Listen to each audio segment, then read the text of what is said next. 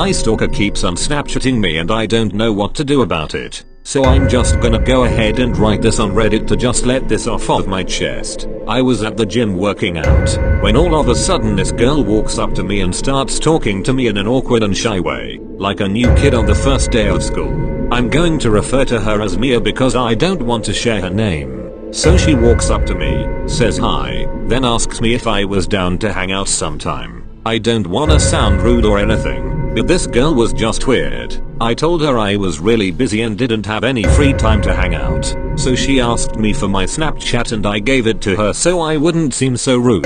This is a decision of my life that I absolutely regret. After I was done working out, I headed home. I was going to college and I had a good job at the time, which allowed me to pay my own rent for a small house where I could live with privacy instead of a college dorm.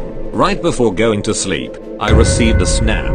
It was from Mia. I decided to open it after hesitating and it was just plain weird. It was a plain black picture with my sleeping bitmoji that said goodnight. It may not sound that weird at first, but just imagine receiving a goodnight snap from someone you don't know that you didn't even have a conversation with. I just shook my head, decided to ignore it and went to sleep. Next morning, getting ready to go to college, I checked my phone and had 17 snaps from Mia that she sent during the whole night. Some were even from 2, 3 and 4 in the morning. This girl started to creep me out so I just blocked her. After getting home I went to get ready to go to the gym and was a bit annoyed at the fact of me thinking that she would be there, waiting for me.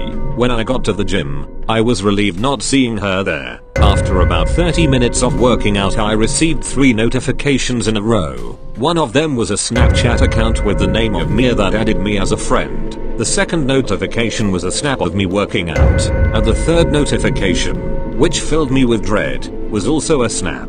But it was a screenshot of my house location on the snap map.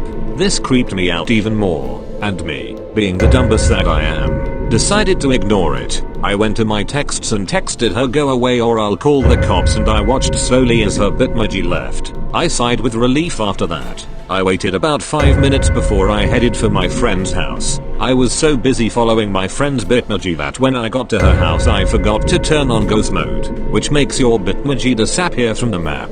After a while of me and my friend watching movies, we started hooking up. We kissed and then did some other stuff couples do.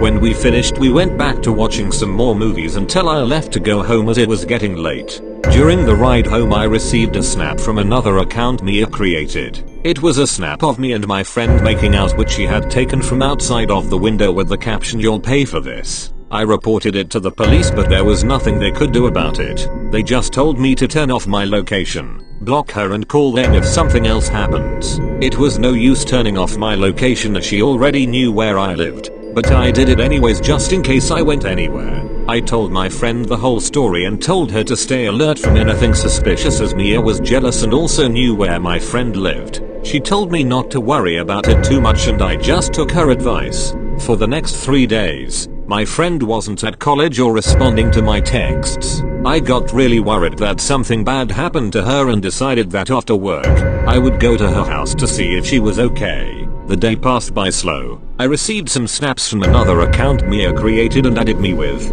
but I ignored them.